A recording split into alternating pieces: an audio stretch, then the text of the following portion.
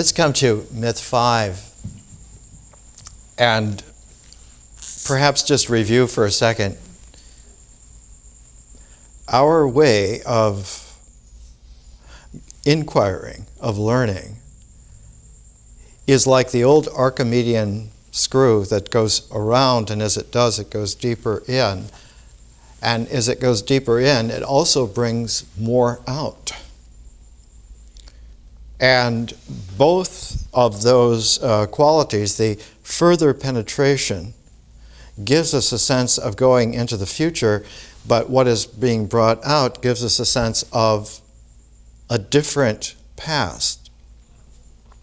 The phrase I used to use is the future and the new past are like a parenthesis within which occurs a present which is enormously complicated and not just a present moment, but a present field of possibility. That field of possibility becomes more and more revealed as we go along with our learning. So that the future keeps penetratively expanding, the past keeps retrospectively expanding, and the present keeps expanding its field. This is the maturation process in classic wisdom.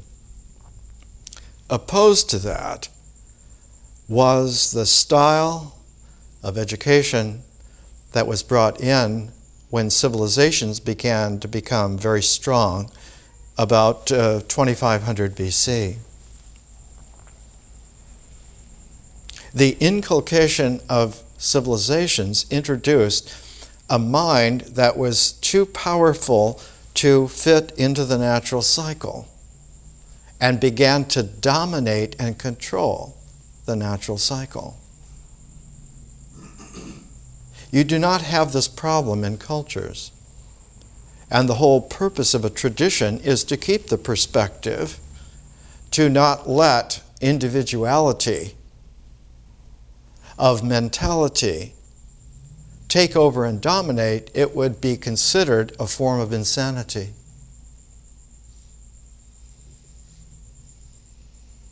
The American Indian outlook was that the white men were crazy because they thought with their minds instead of their hearts.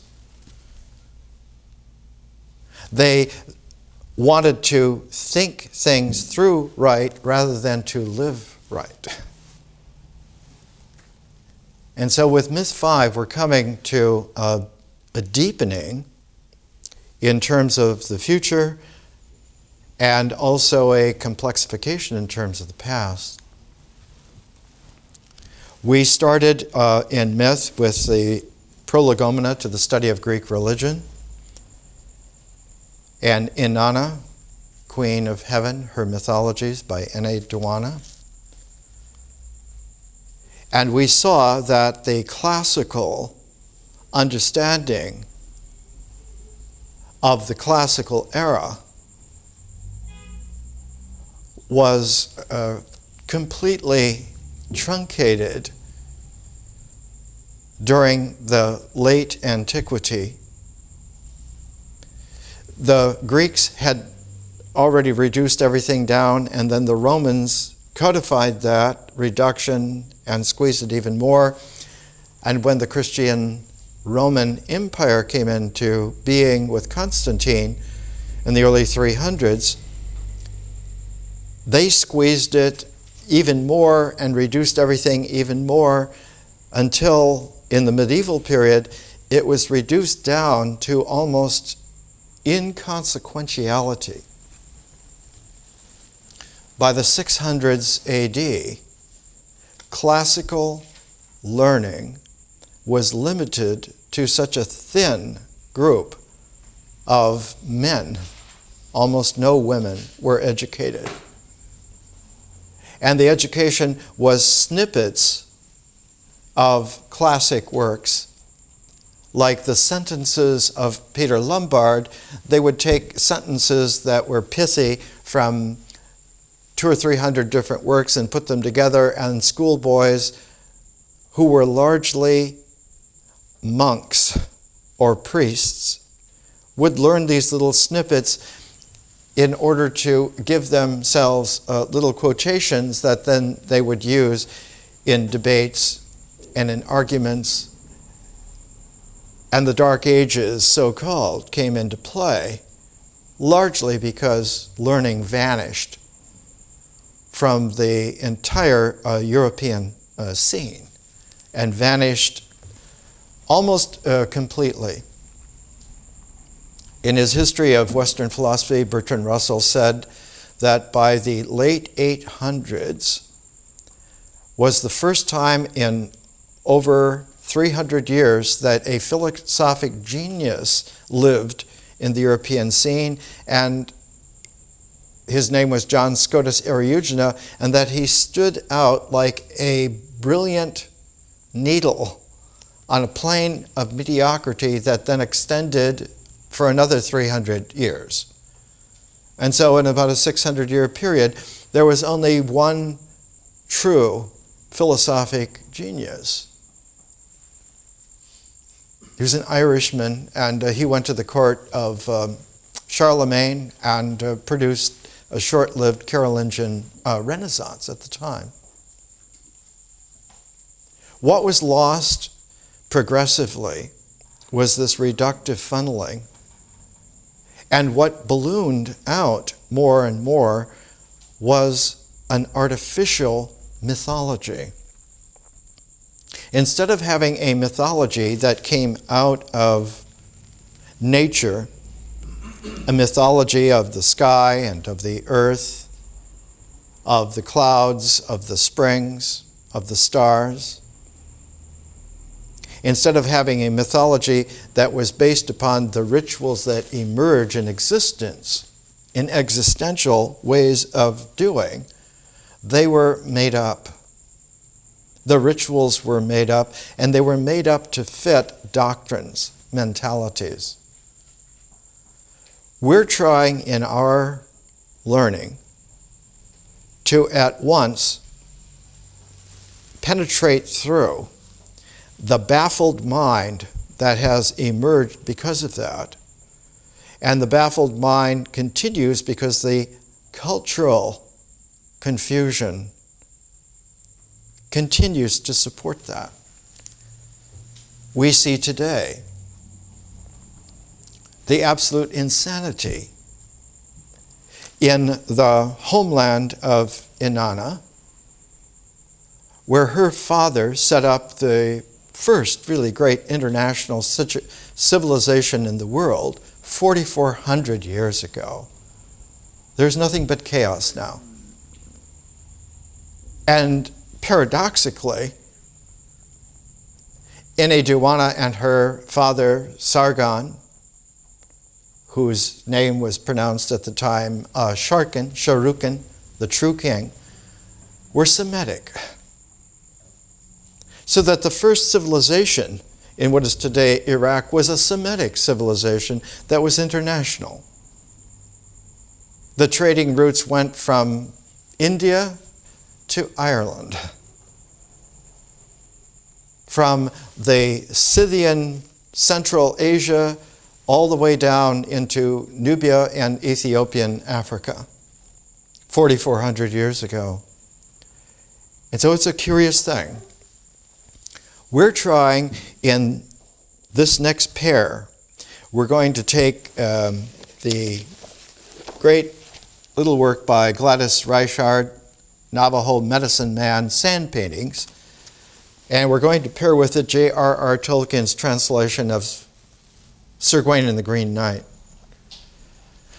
And we're going to bring these two together because they help us in a very real way get to an expansion through a penetration that is somewhat unfamiliar and yet returns us deeper into what is actual in terms of existence and nature, and also brings out for us a recalibration progressively of how crazed our minds and our phony civilization has become by the early 21st century. It's important to understand that these two works, Sir Gawain and the Green Knight, is at the very end of the Middle Ages, just one generation before the Renaissance. And the Renaissance brought back a very high quality of civilization, of international civilization. The American Indians, centered here on the Navajo tribe, go back to the beginnings of the Neolithic period that foreshadowed civilization, because the American Indians go back to the Paleolithic. They were still masters of Paleolithic wisdom when they were contacted first by Europeans. And what is curious is that the South American Indians were contacted first by the Chinese about 400 AD. A great stone anchor, circular with a hole in the center, was found in San Diego Bay. And that stone was quarried and shaped in China in the late 300s AD. And if you take a good look at Mayan Indians, you will see the Chinese genetic influence on them. And as soon as the Chinese came into play in Central Latin America, you find the development jumps, not just because the Chinese were the masters of the situation, but because of the influence. The American Indians were able to take a quality that had been nascent in their culture and to make out of it a jump into civilization that had almost no traction whatsoever in the Neolithic. That what took Europe and the Near East about 10,000 years to go through, the Mayans jumped from a Paleolithic background into a very high civilization within about 2 or 3 generations of time. The Navajos and the North American Indians have a different concourse. They were not contracted to jump by contact with the Chinese, but they were originally from the northern reaches of East Asia, from Siberian China, not from South China. The South American Indians all come from Indochina, south, whereas the North American Indians all come from Tibetan, Siberian, Manchurian, almost like Ainu, North Asia. So you have 2 different groups that are almost incommensurate, and they're separated by more than 12,000 years in terms of great incursions and not invasions, but of migrations. The South American Indians came largely by boats, by shipping, by island hopping, whereas the North American Indians came over through the Bering Strait Bridge about 12,000 years ago. So the Navajo are people who are at the cusp of where the Paleolithic emerges for the first time into the Neolithic, and within a very short period of time, they were challenged completely by a European incursion, which was not a migration but was an invasion. And the invasion came in the form of the conquistadores. The Spanish conquistadores went to the American Southwest 400 years ago. And in that period of time, Cortez is the masterful figure for conquering Mexico and Tenochtitlan, but the Pueblo peoples suffered an incursion in the early 1600s, and you find there that they considered the Europeans demons. They were unfamiliar with the horse. They were unfamiliar with armor. They were unfamiliar with the rapaciousness. And part of the rapaciousness was that the Roman Catholic Church accompanied the conquistadores and used the imposition of religion to completely separate the Pueblo peoples from their traditions, from their customs, from their mythology. And finally, after about 2-3 generations, there was a great revolt, and the conquistadores were thrown out of the Pueblo lands for several hundred years. And they went back into a defensive mode, but at the very same time as they were going back into this defensive mode, the Navajo came down in a great migration. They had started off in southern Alaska, speaking an Athabascan language, and settled into the lands held by the Pueblo peoples. And it was oil and water. They did not mix at all.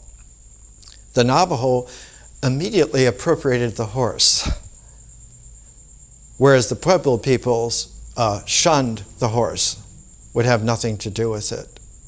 The Navajo ethos was that of very tall men who were able to ride and prided themselves on their horses. And when you find a cover like this Monument Valley and the Navajo country, the archetypal Navajo is on his horse, great riders.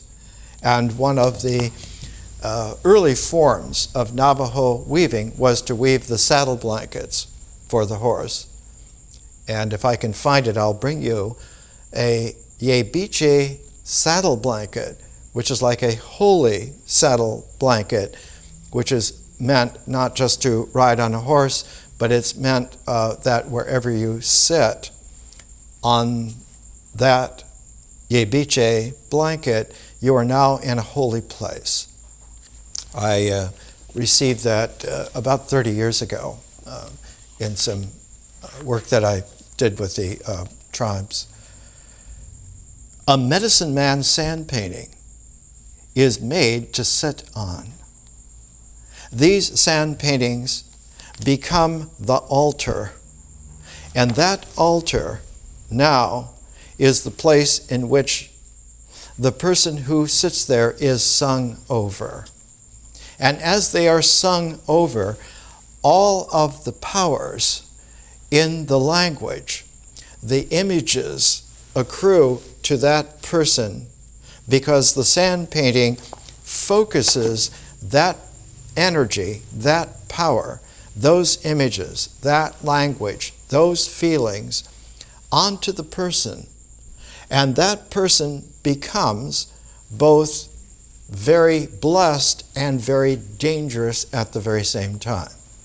They become supercharged with energy, but the energy is in a dynamic. And as we have been talking about, this dynamic is the mythic horizon, like a silvery cascade of special powers that flows in the larger unlimited flow of nature, and it's like not just the current of electricity, which is a polarization of positive and negative, but it also has a chirality. It has a spin. We today in 21st century physics are right on the edge of having a whole new energy source called spintronics, instead of just electronics, spintronics, using the chiral motion of atoms and of particles, as well as their electromagnetic polarity, their spin polarization as well. A completely new field of energy, and it'll be here by the end of this decade. By 2010, there'll be spintronic beginning equipment and tools. The charge that the person receives is cautioned not to touch someone who has not been sung over, because you will kill them. They will not be able to handle the energy which you have, because the energy now, though it is a dynamic from the gods, that dynamic, because it is a mythological singing over, has been able to focus and come together and make an energy structure in the existential body of you. Your body now has stored the natural energy, the natural dynamic, and the mythological dynamic sandwiched together, literally not sandwiched so much, but woven together. And what weaves together in this way now is a very highly charged, we would say colloquially that it's radioactive. Only someone who has been sung over in this way will be able to understand and participate. And one of the greatest of all the Navajo medicine men was named Red Point. And this is the original edition of the Navajo Medicine Man, published in New York, 1939, and it was a limited edition of 500 copies, sometimes called by his Spanish name Miguelito, but his real name was Red Point. One of the most powerful of all of the medicine men, not a shaman. A shaman is a Paleolithic quester. A medicine man is a Neolithic quester. There's a difference. A Neolithic outlook is different from the Paleolithic in that it tames. The Paleolithic goes with the wildness of the animals, the wildness of the plants, the wildness of one's powers, whereas the Neolithic tames the animals, tames the plants, tames one's powers. But the taming is on the basis of ritual, not of symbol. The control is a control by the actions that you do, not by the thoughts that you think, and then control the actions by those thoughts. The symbol function in a culture is completely different from the symbol function in a regressive civilization. And one of the most difficult things for us to learn, and this is why we're pairing Tolkien with this, because he was one of the masterful figures of understanding this.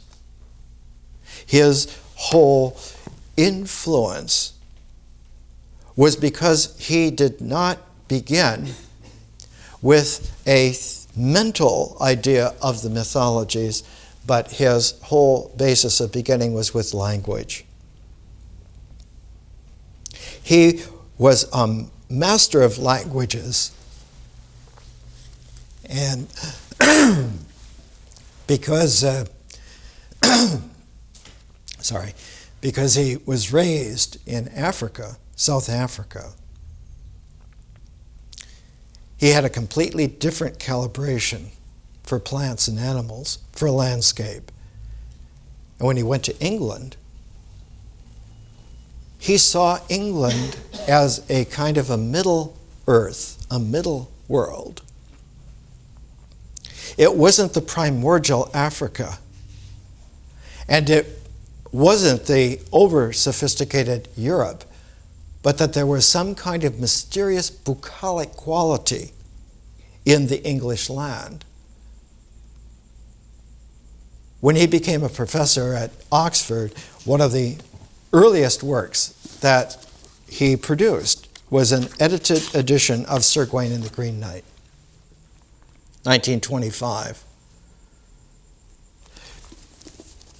It's edited in the original Middle English language, the language of Chaucer, one of the world's great languages. In order to master how Middle English came out of Old English, Tolkien was one of those Oxford dons who went into the origins of these ancient languages, how Old English emerged out of a conglomerate of Germanic languages, out of Norse languages, out of the Icelandic use of the Norse languages where there wasn't a mythology, but there were sagas. And as he developed his sense of languages, the vocabularies, the grammars, began to speak to him, literally. The words leapt out to him. And so he would begin to have these deep questions. What are these images? What are these feelings that we have from these words? Classic instance is that in 1937 he was correcting papers at Oxford, and he just wrote a sentence down: "In a hole in the ground there lived a hobbit." And he wondered, what's a hobbit? And this was the beginning that opened up not only to the Hobbit, but to the Lord of the Rings and the Silmarillion, out of the word, the language itself. And in a way, this is the primordial way in which a mythology gets born, because the words come out of the doing, the actions that have been done before the words were made, and that the words had been generated out of the things done. And so in order to understand in this way, one has to reverse one's mentality.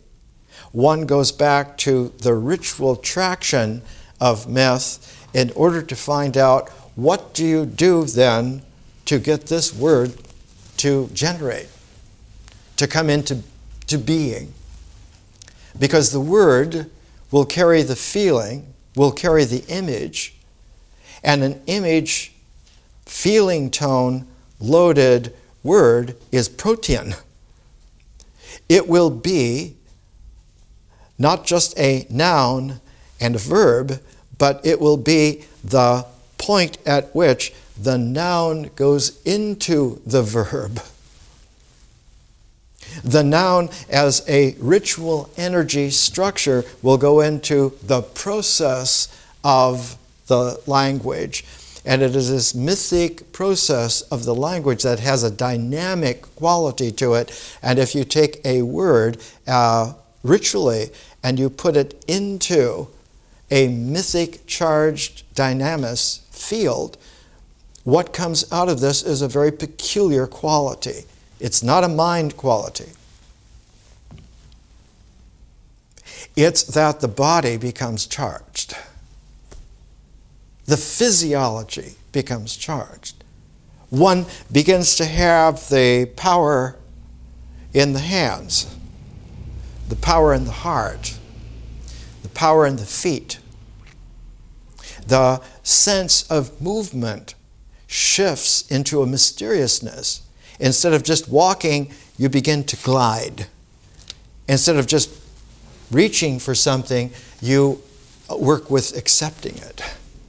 And in this way, the mysteriousness of experience changes the orientation, so you stop looking to the mind for direction and you start looking to the mysterious interplay of the language with the action.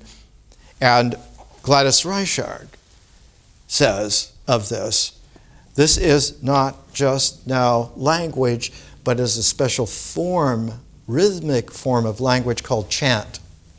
Chant.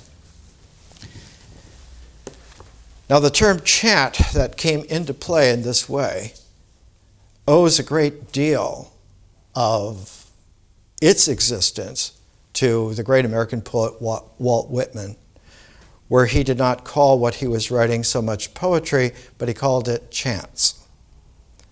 Long chants. And in a way, Whitman's long chants are a kind of a mythology, a mythological dynamics that is based upon doing, not upon thinking.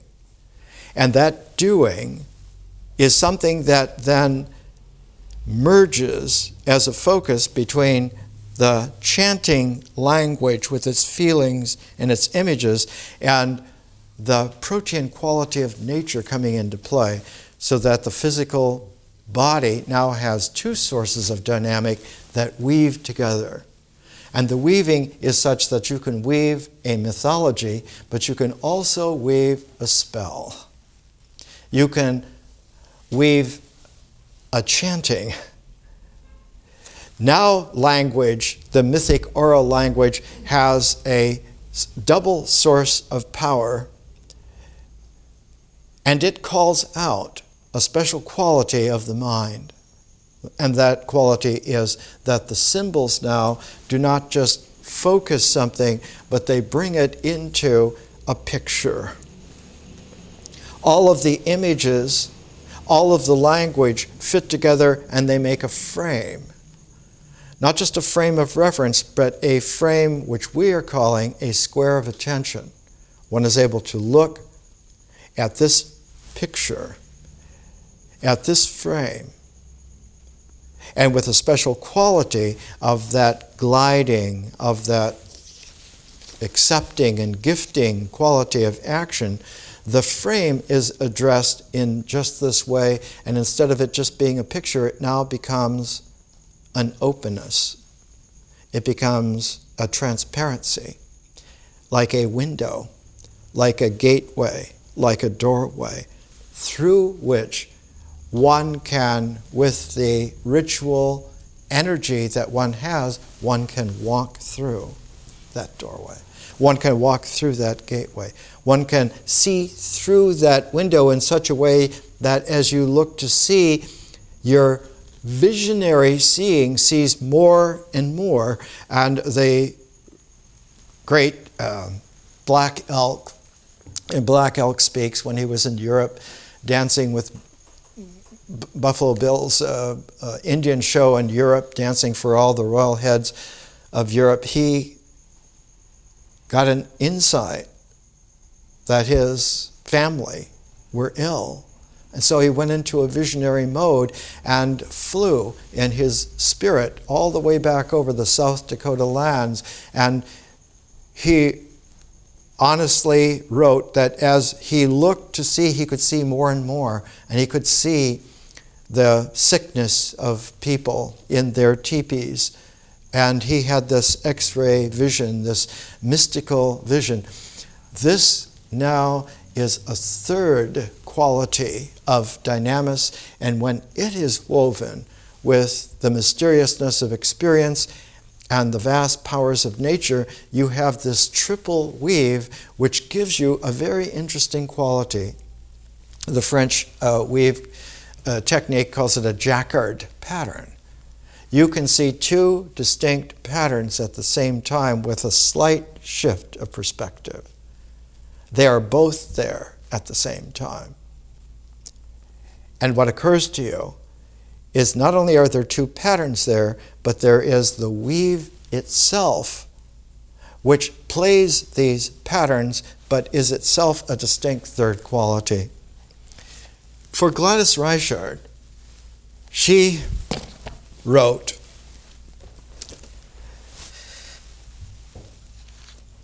to her mentor, Elsie Clues Parsons, in New York City. We've talked about her before, and we'll talk some more about her. I had started the study of Navajo social structure by accident, the genealogical method being used by my sponsor, Parsons. After working 3 summers at the job, it seemed that I had come to know a good deal about Navajo class, about linked clans, about marriage and related abstractions, but very little about the Navajo themselves.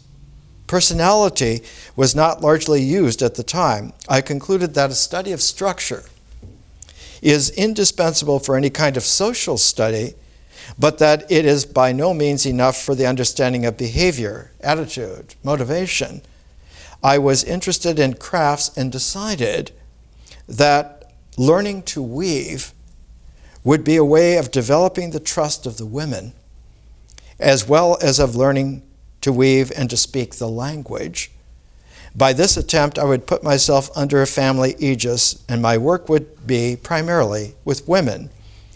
And I could observe daily the round as a participant rather than as an onlooker. And almost as if it were like an incredible, magical happening, the family that she was apprenticed to was the wife of Red Point, Maria. And as she learned that it isn't about just weaving a rug, but that you must raise the sheep. And you raise the sheep to the point to where then you must shear the sheep. You must card the wool. You must make your yarns out of the wool with the spindles. You must then make your loom. You must then weave your rug, and that this entire operation takes about 1 year. So that a Navajo rug, is an annual cycle from nature through the ritual to the mythology to the rug itself, which now is capable of being a symbol, but not a symbol in the mind, a symbol because its symbolic quality is referential to its ritual existence. The object itself has a symbolic referent, not that the symbols have an existential referent. The mind gets it inside out. It thinks that things are the reference to its thoughts, whereas it's the other way around in a culture. The symbols are the reference of the physical things. The body in its actions is more primordial than the mind in its thoughts. It is the referentiality. And when you understand this, you understand that we have a inside-out regressive idea of meaning.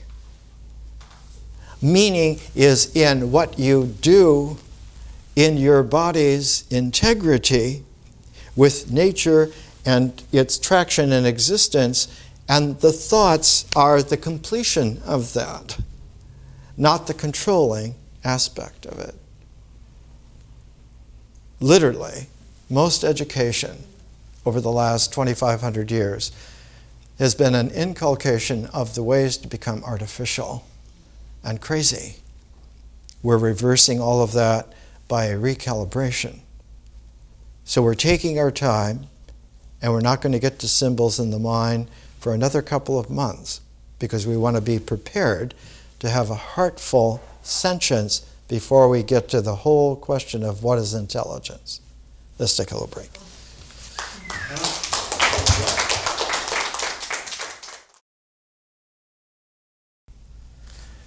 Let's come back from our break. We're using pairs of books to get a ratio. And we're doing this constantly so that we have an array of ratios if you have 2/3, and then you square 2/3, and then you cube 2/3, then you raise 2/3 to the 4th power, you now have the basis of a Pythagorean musical octave building. Once you realize that we're weaning ourselves away from texts, from doctrines, from subjects, from categories, from hierarchies, from a whole tradition of sedimentation that has become a mud that has buried almost everything of value in the world. And we're taking our time to unlayer that in such a way that each of the layers occurs to us as interesting as we pass through it, so that when we emerge, I believe that the saying is like the lotus coming through the mud and the water, when it reaches the sunlit air, it will blossom, it will open. That blossoming is a differential conscious form, is not in the mud. There is no layer of the mud that makes that blossom, but the blossom will come through all of those layers and then will open, will be there. And whether it's the lotus of the east or the rose of the west, it isn't just a simile or a symbol, but it is a ritual traction of doing that actually occurs.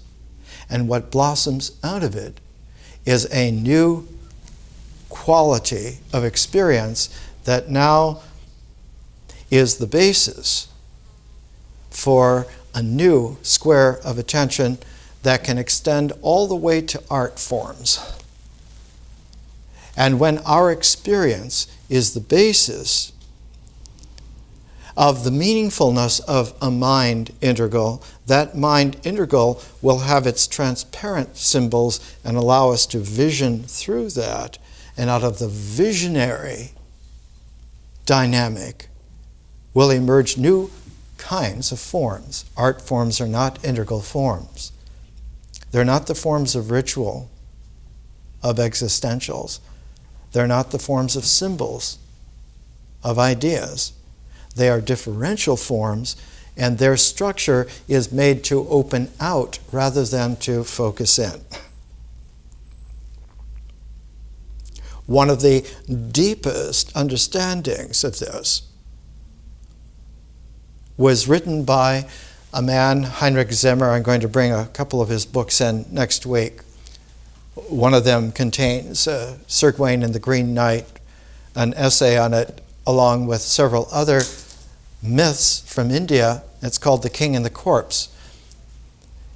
In one of his esoteric books on ancient Indian art, Zimmer said, we in the West need to understand that when we look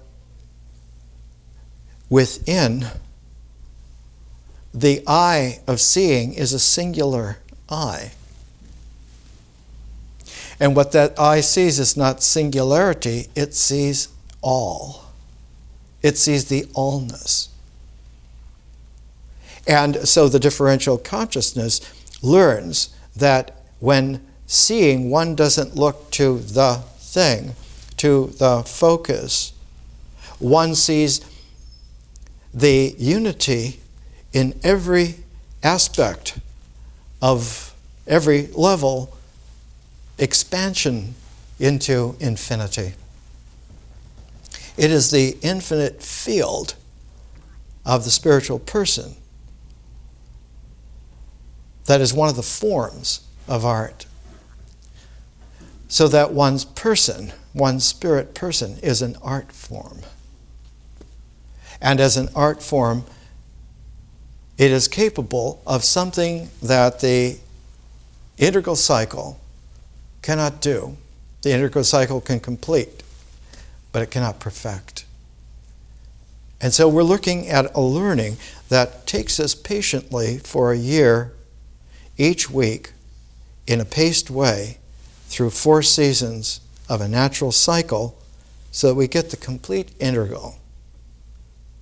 We will have gone week by week, pivoting ourselves and seeing finally the complete circle, the complete cycle.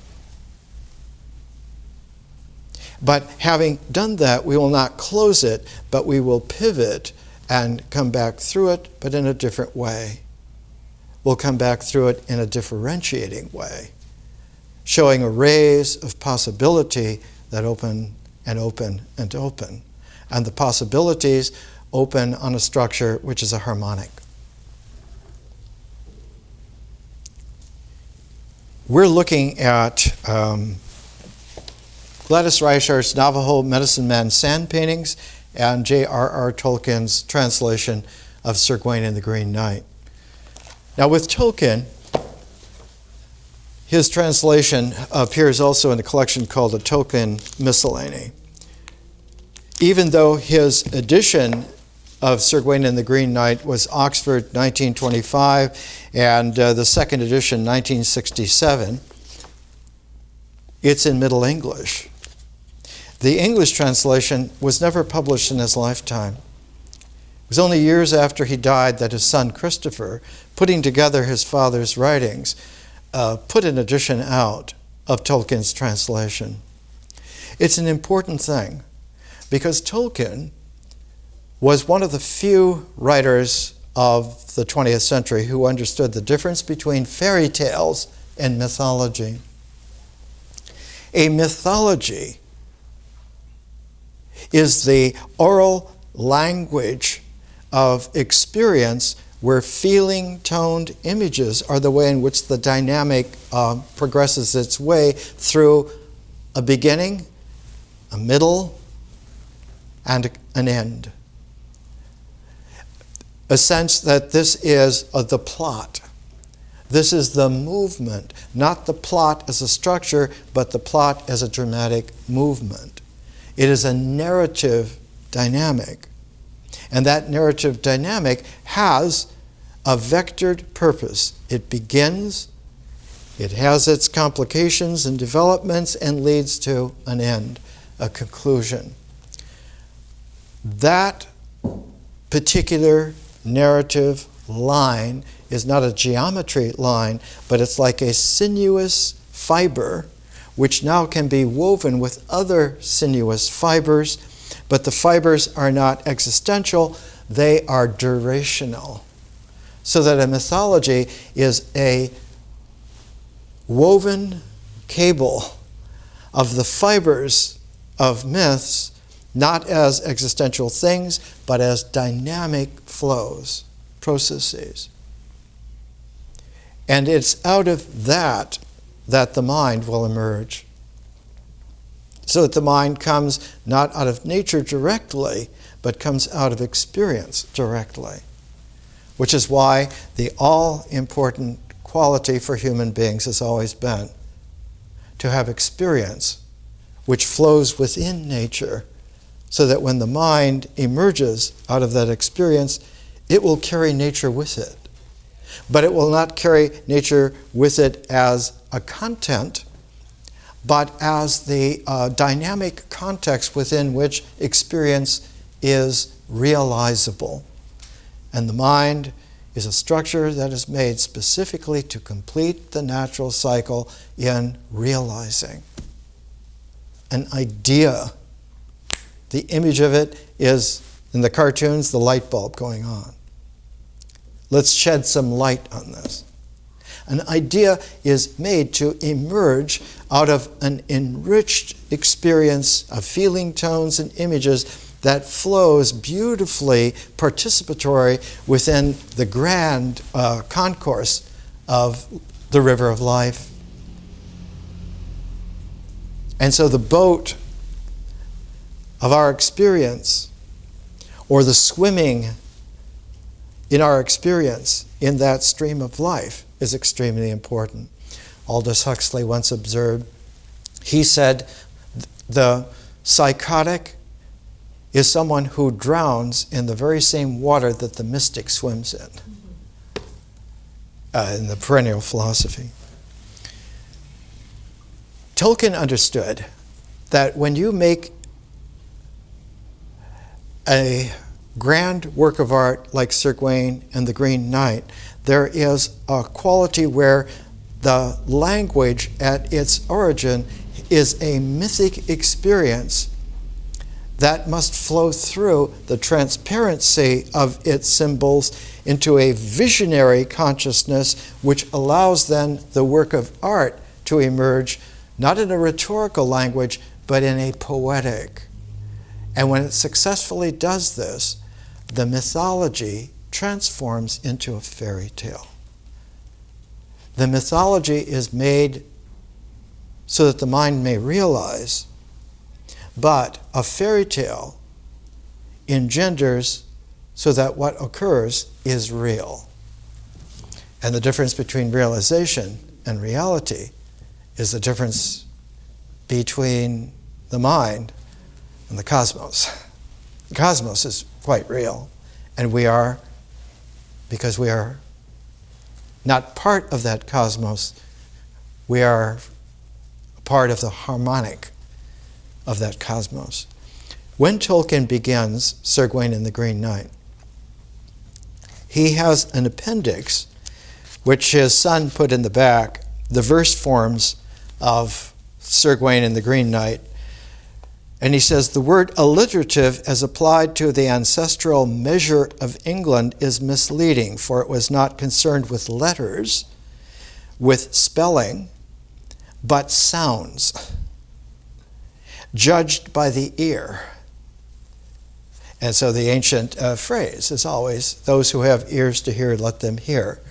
And it isn't Jesus that originates this, but that phrase originates 2,400 years before Jesus in Enheduanna, in her temple hymns, in ancient Akkad, not far from where Baghdad in Iraq is today, within half an hour's drive of Baghdad, 4,400 years ago.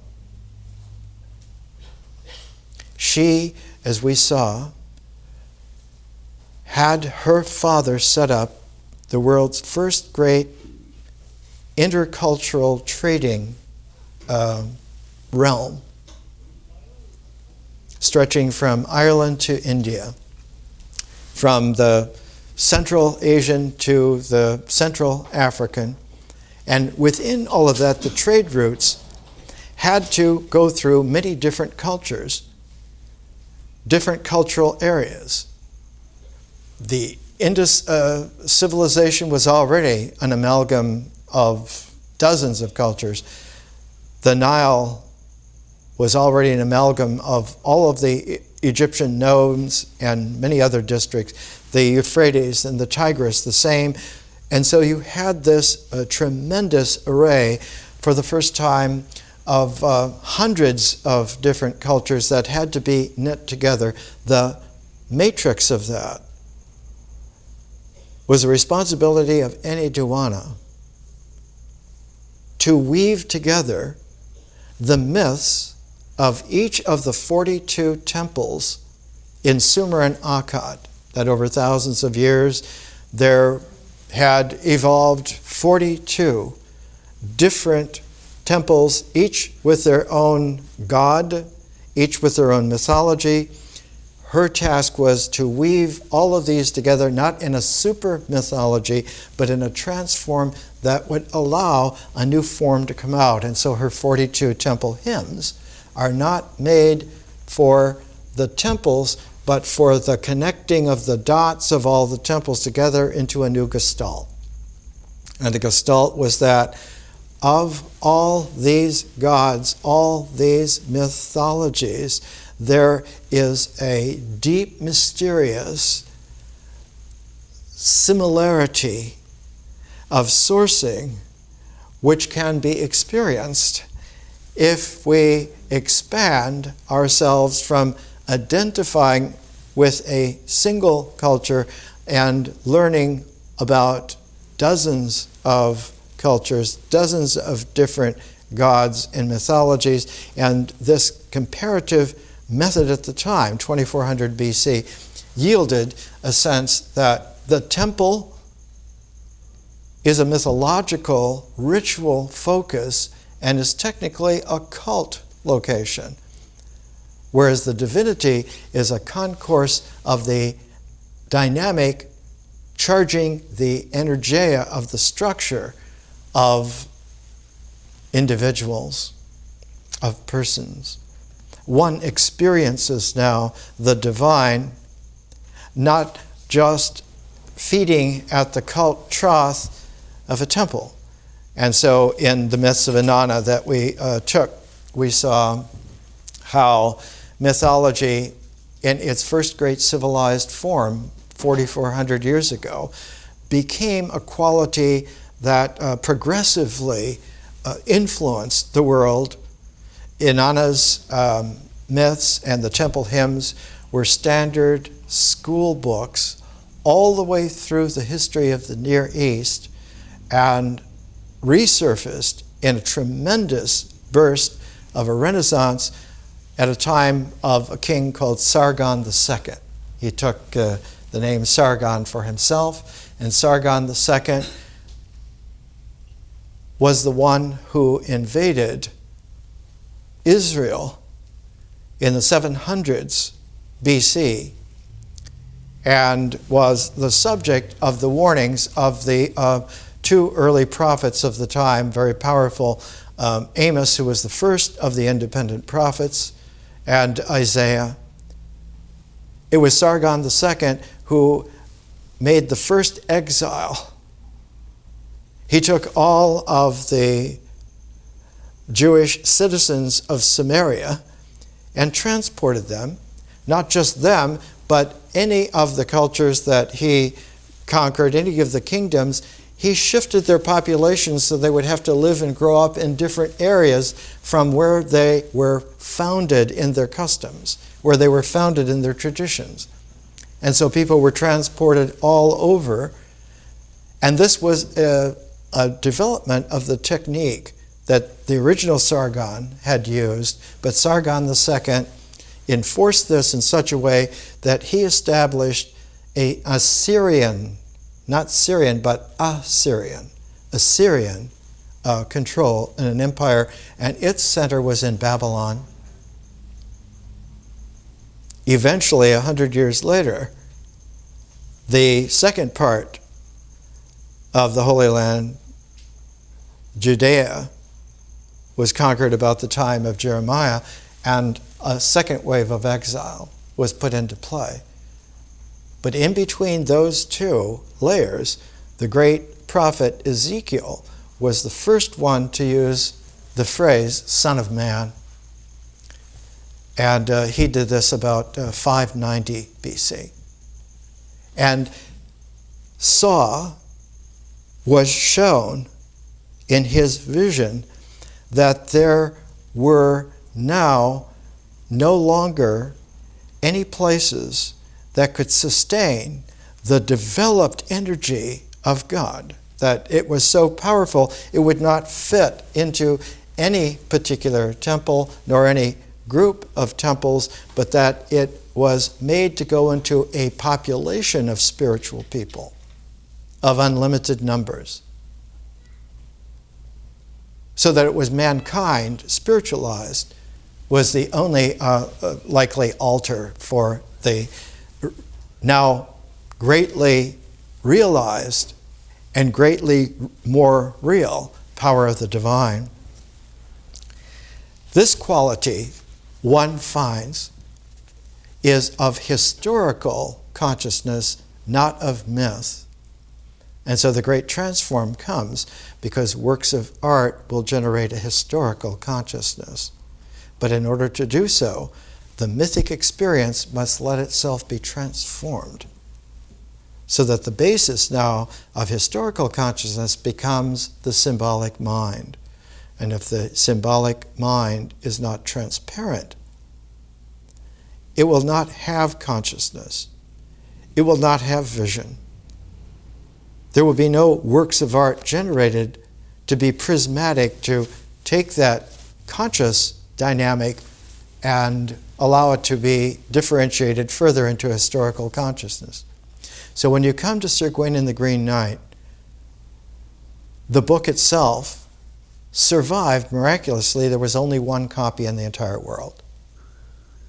And it was in a private library in the Midlands of England, and it was a part of a purchase that went to an academic library, and in this volume there were 4 works, and Sir Gawain and the Green Knight is the first.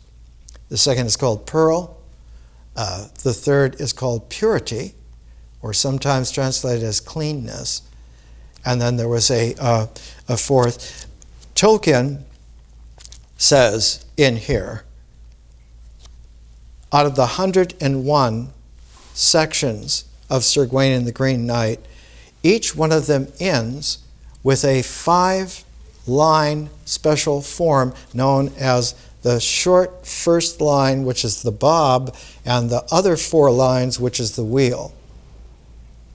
And what this means, it's like the oral language form of the spindle, which will take the carded wool and put it into thread, put it into yarn. And with the distaff or the spindle, one allows for its pivot to spin, and it's the spinning of the pivot, the chirality, the angular momentum of that pulls the thread, pulls the yarn into its weavable line out of the carded mound of wool. This is something that Gladys Reichart herself learned to do. It's something that Tolkien learned to do in language, but he learned it because his work initially was not so much with just written documents, but learning to read them well enough so that they could be read out loud. And the great exemplar of a work of art that must be read out loud, must be heard to be appreciated, is the great exemplar is Chaucer. You cannot read Chaucer silently off the page. You have to lift it off the page orally. It's the only way that you can hear it.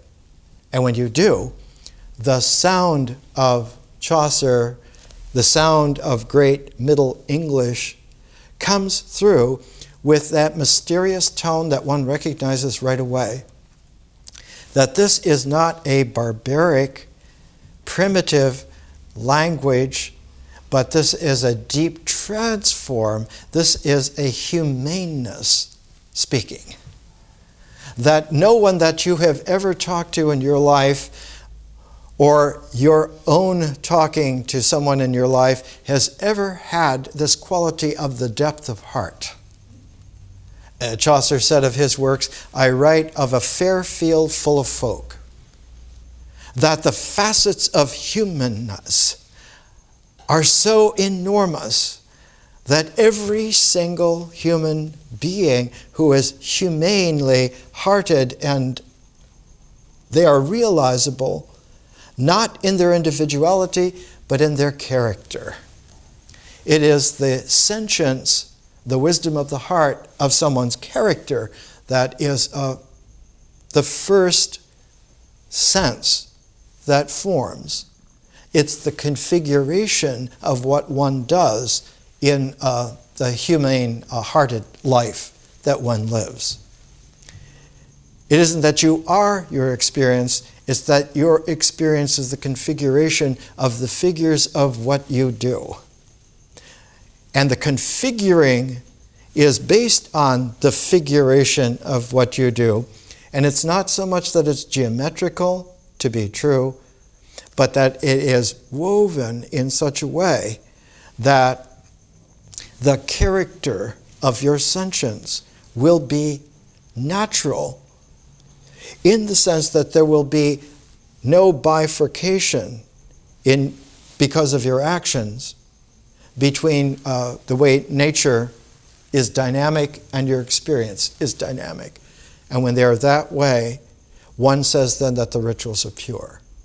And if the rituals are pure, and the myth and the nature phases are flowing, the symbolic mind will emerge as a natural completion for that.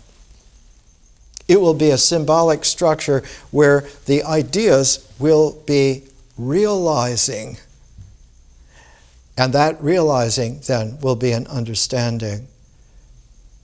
Its origin is the sentient human-heartedness. Sir Gawain and the Green Knight is written about the same time as Chaucer's works, written in Middle English. And Middle English is this great, huge transform of Old English. And we talked about this at the beginning of today's presentation. That Old English had a very curious quality to it. It took blunt languages like Latin and the ancient Germanic languages, the ancient Scandinavian languages, but juxtaposed them in such a way that there was a pilot light of humaneness that was possible. And one of the classics of Old English is the national epic of England, Beowulf. Beowulf is written about 730 AD, 730 CE. But its language was a woven language that was made by a man named the Venerable Bede. And the Venerable Bede lived in the late 600s, early 700, and he wrote an ecclesiastical history of the English people. It's in Bede and in Beowulf that you find that Old English has a pilot light that Middle English finally turns on and lights up the fireplace. It is the fireplace, hearth light of Middle English that Shakespeare transforms into a cosmic art language. Elizabethan Renaissance English, with not just Shakespeare, many writers of the time, from Marlowe on through, Elizabethan English becomes like the sun compared to the hearth light, compared to the pilot light. And then English, of course, is transformed one more time in the great age of the Romantic Revolution by writers like Blake and Coleridge and Wordsworth and Shelley. The Shakespearean language is transformed third time. And instead of just being a Shakespearean cosmos, one now has an almost endless dimensionality to the possibility of English as a language. English now has become like the world language because it was the only one that had the ability to go into endless dimensions of possibility, literally into a transplanetary humanity, worlds without end. Tolkien is one of the great writers of the 20th century. His translation of Sir Gawain and the Green Knight focuses on several of the mythic thresholds through which experience will go in reading this out loud. And here's how it sounds. I'll try to give you a little bit of Tolkien's style and tone in just the beginning. When the siege and the assault had ceased at Troy, and the fortress fell in flame to firebrands and ashes, the traitor who contrivance of treason there fashioned was tried for his treachery, the most true upon earth. It was Aeneas the noble and his renowned kindred, who then laid them under lands, and lords became well nigh all the wealth in the western isles. So that it begins, after the siege of Troy, the defeated Trojans led by Aeneas, found Rome, but because of an inadvertent murder, his great-grandson, Felix Brutus, left Italy and founded Britain, which would have been somewhere around the time of Solomon. Solomon lived until 928 BC. He was born somewhere around the year 1000. He became king about 967 BC, and as you might remember, his mother was Bathsheba.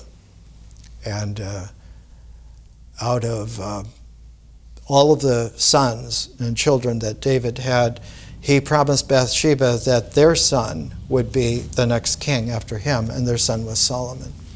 So Solomon figures prominently as one of the symbolic figures in the historical consciousness, but it is in a ritual figuration that it is most indelibly there in the mythos of this work.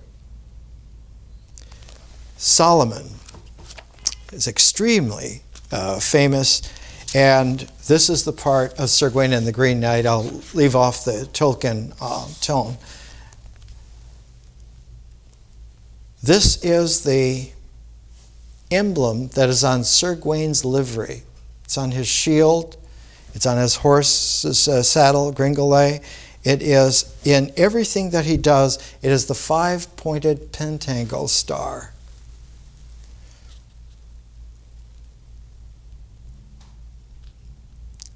They brought him his blazon that was of brilliant gules, with the pentacle depicted in pure hue of gold. By the baldric he caught it, and about his neck cast it. Right well and worthily it went with the knight.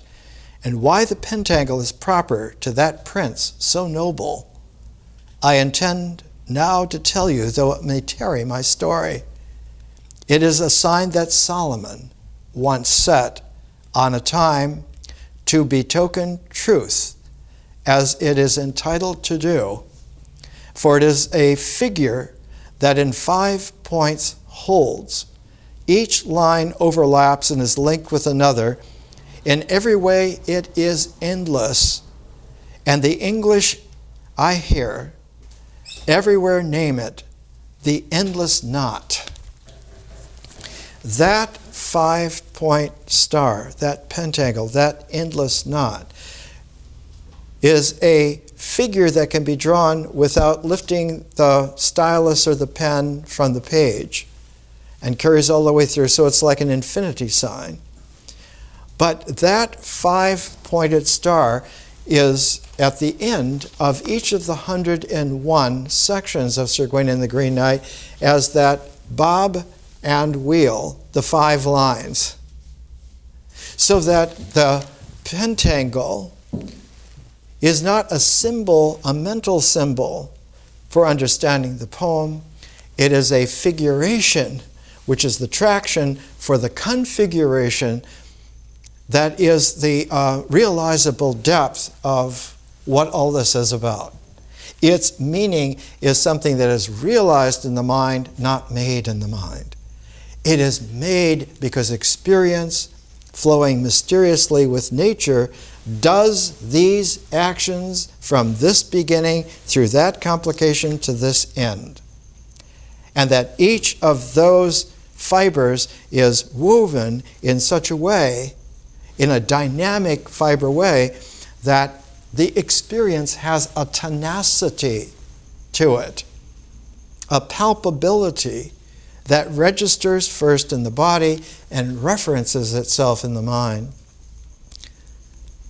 So it isn't so much a psychophysical actuality, but a physio-psycho actuality.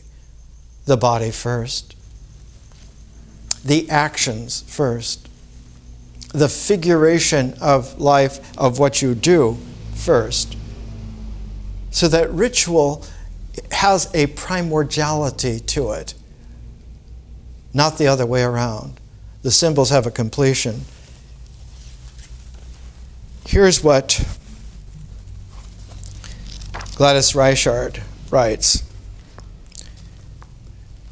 The Navajo religion must be considered as a design in harmony, a striving for rapport between man and every phase of nature, the earth and the waters under the earth, the sky and the land beyond the sky, and of course the earth and everything on it and in it. In order to establish and continue this rapport, the beings which dwell in all these places must be controlled. Not controlled by the mind, but controlled because one does these actions right from the beginning through all of their extent to their end. And because of this, because they are existentially finite, they are the stuff of what existence is. Existence is finite. It's definite. It is a unity. Each part of each part of each thing has unity to it. We use the Chinese term when we began our education, te. It has the power to be.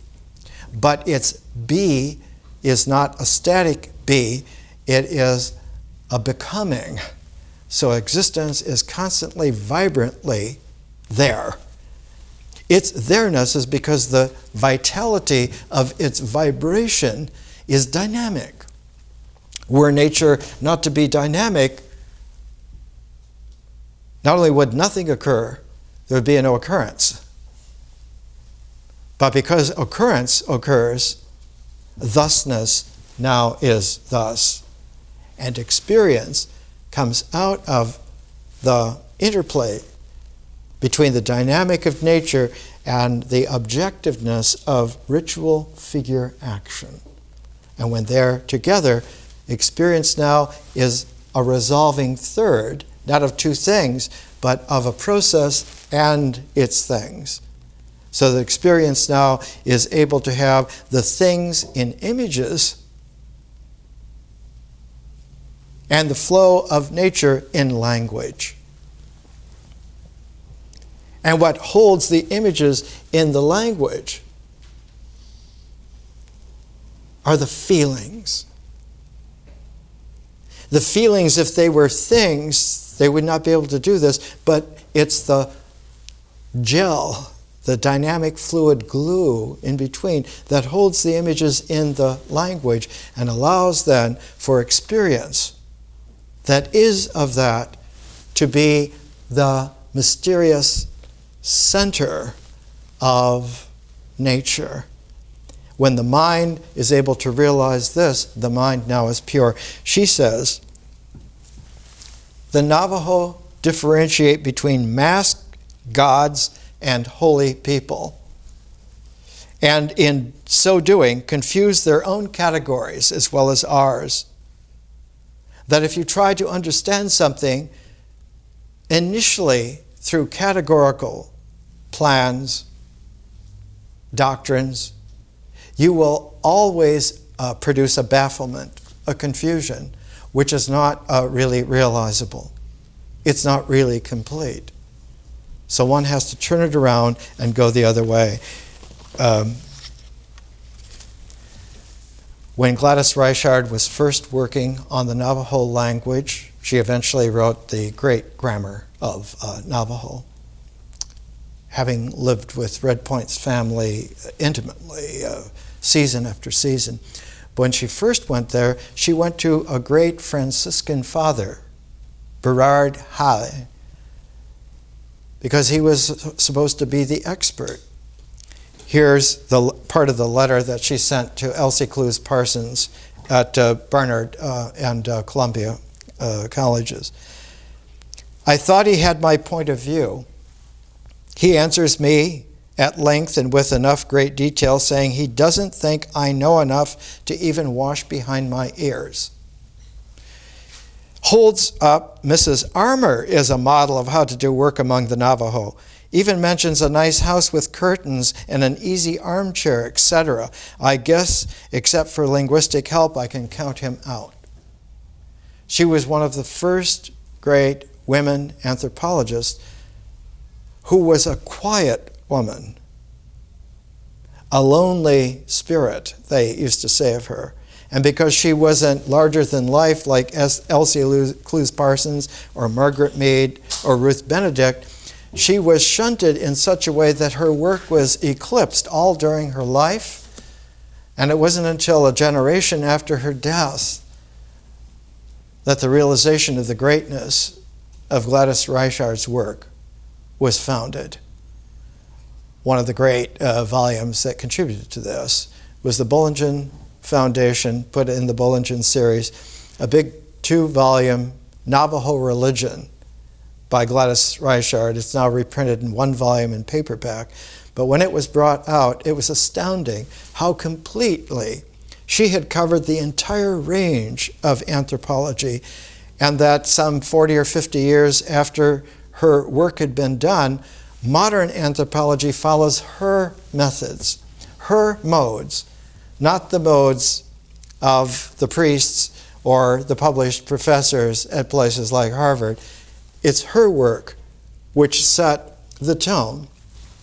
That if you cannot live in their experience and do the ritual comportment of what they do, you will misunderstand and never not know it.